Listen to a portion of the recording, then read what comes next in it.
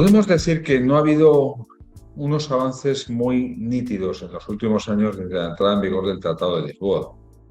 El Tratado de Lisboa sí supuso efectivamente nuevos derechos de ciudadanía europea, de participación ciudadana europea, pero desde entonces el desarrollo no ha sido demasiado grande, entre otras cosas porque no ha habido nuevas reformas de los tratados.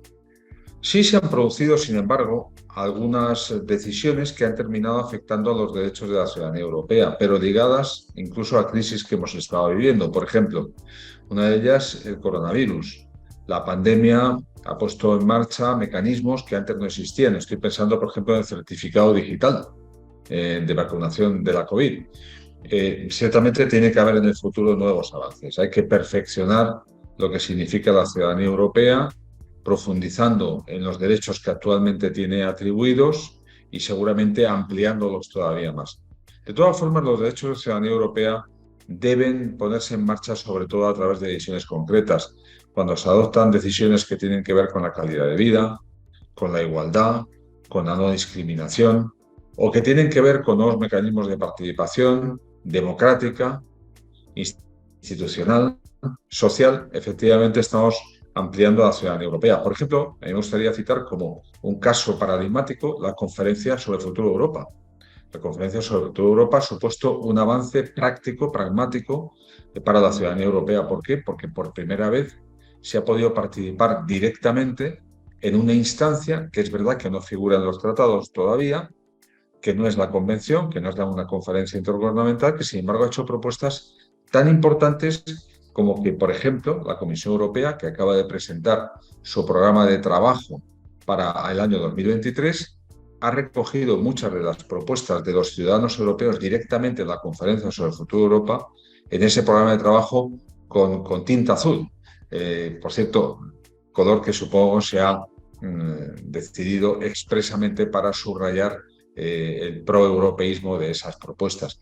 Y en esas propuestas van contenidas muchas cuestiones. Por ejemplo, podríamos estar hablando de la necesidad de compartir datos sanitarios europeos, algo que está encima de la mesa, que con las debidas garantías facilitará la vida de todos los ciudadanos europeos independientemente de donde estén residiendo o viajando en un momento determinado. Tiene que ser un conjunto de decisiones. No hay que olvidar, por ejemplo, que tenemos la Iniciativa Ciudadana Europea en vigor. La Iniciativa Ciudadana Europea se está empezando a utilizar. Quizás habría que plantearse facilitar su utilización y, desde luego, su conocimiento, porque estoy seguro que la mayor parte de la ciudadanía europea no conoce que tiene ese mecanismo. También hay que mejorar, desde mi punto de vista, el uso del derecho de petición ante el Parlamento Europeo, que me parece fundamental. En tercer lugar, yo creo que hay que mejorar, profundizar y ampliar los mecanismos de consulta que la Comisión pone en marcha cuando va a lanzar un procedimiento legislativo que duran varios meses. Y desde luego facilitando la participación en el conocimiento de las instituciones europeas y en las elecciones europeas. Esto es clave. Además, tenemos unas elecciones europeas a la vuelta de la esquina. Yo estoy seguro que con lo que la Unión Europea está haciendo frente a la pandemia, con la guerra de Ucrania, frente a la crisis económica provocada por esos dos factores, entre otros, sin duda alguna debe haber un aumento de la participación electoral en las próximas europeas en el año 2024. Pero eso hay que afianzarlo. Ojalá en las próximas elecciones nos situemos por encima de un 60, de un 65, ¿por qué no de un 70% de participación? Hay una cuestión que la definiría como el temor de algunos gobiernos europeos a ir demasiado lejos en la ciudadanía europea, como si eso fuera mermar la ciudadanía nacional de cada uno de los Estados miembros, cuando deben entender que la ciudadanía europea no solo es complementaria, sino que multiplica los derechos de la ciudadanía nacional. Como ciudadano español yo tengo unos derechos, pero la ciudadanía europea los agranda y los multiplica. Es más, lo podría multiplicar mucho más. Voy a poner un ejemplo. Los ciudadanos europeos residentes en España tienen derecho a participar en las elecciones municipales. Esto es así en todo caso y en todo lugar. Pero ¿por qué no existe ese derecho a participar en las elecciones autonómicas? Me parece que es fundamental, porque en un país como el nuestro, lo autonómico y lo municipal son absolutamente interligables. son los dos niveles de gobierno más cercanos a la ciudadanía y, sin embargo, eso no es posible. Bueno, yo creo que es una cuestión que se debería plantear, es un ejemplo de cómo favorecer la participación ciudadana.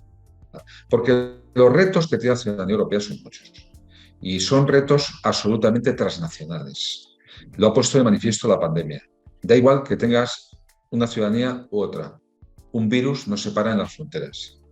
La invasión rusa de Ucrania no solamente pone en riesgo la paz y la estabilidad en el continente, sino además afecta la vida cotidiana de los ciudadanos y las ciudadanas europeas en cuanto tienen que soportar la inflación provocada por la falta de suministros o los problemas en las cadenas de valor.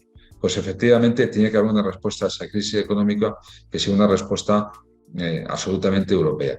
Y ligado con la crisis económica, me parece que a la ciudadanía europea le importa mucho poner en marcha la Europa social. La Europa social. No podemos olvidar que somos un mercado único, que somos una unión monetaria, que tenemos cada vez más un gobierno económico. Pero todavía no tenemos un salario mínimo europeo, no tenemos un seguro complementario europeo de desempleo. Por lo tanto, hay que construir muchas más cosas como la Europa social y también, por ejemplo, la Europa de la salud. La Europa de la salud es clave. Estamos haciendo muchas cosas buenas, por ejemplo, en el terreno digital, para avanzar en los derechos ciudadanos. Estoy pensando ahora mismo en diferentes reglamentos y directivas. Pero la Europa social, la Europa de la salud, no, me parece fundamental para que los ciudadanos europeos puedan hacer frente a los desafíos que tienen por delante. Y me gustaría que fuera ya posible en las elecciones de 2024. Pero evidentemente los tiempos son muy ajustados, porque estas cuestiones necesitan un complicado proceso de decisión y ratificación. El ponente, Domènech Ruiz de Besa, de la nueva ley electoral europea, ha hecho un gran trabajo y ojalá que ese trabajo se vea culminado con la posibilidad de que se puedan votar listas transnacionales en las próximas elecciones al Parlamento Europeo. Porque las listas transnacionales lanzarían un mensaje muy claro a los ciudadanos que a su vez son electores. No votamos solo en términos nacionales, votamos en términos europeos. Empezamos por un colegio limitado de personas elegidas en una lista transnacional, quizás muy limitado, demasiado limitado, pero por algo se empieza. Como la Unión Europea siempre se empieza por una minúscula y se termina por una mayúscula. Yo creo que es imprescindible que podamos votar en el 2024 y si no, claramente en el 2029, pero ojalá en el 2024. Primero, facilitar el ejercicio de la iniciativa ciudadana europea. Segundo, ampliar el derecho al voto de los ciudadanos europeos a las elecciones autonómicas. Ya lo tenemos para las municipales. En tercer lugar, la posibilidad de que puedan votar en términos europeos. Y vuelvo al tema listas transnacionales. Y en cuarto lugar, poner en marcha mecanismos que dentro del tratado puedan establecer como instancias permanentes algunas como la Conferencia sobre el Futuro de Europa. Añadiría también que se mejore la fase de consulta, los mecanismos de consulta de la Comisión. Añadiría también que hay que aumentar la información desde la Unión Europea como tal y desde los Estados miembros sobre los asuntos europeos. Creo que deberían instaurarse asignaturas sobre Unión Europea en la enseñanza secundaria y en la enseñanza superior universitaria. Y, por supuesto, yo creo que es fundamental construir, repito, las Europas más ciudadanas. Las Europas más ciudadanas son, por ejemplo, la Europa de la salud y la Europa social, que es absolutamente imprescindible. Nosotros tenemos una ciudadanía que ejerce sus derechos, que reclama sus derechos, y es una ciudadanía, por lo tanto, que necesita recibir una respuesta clara de parte de la Unión Europea para que se sienta como tal.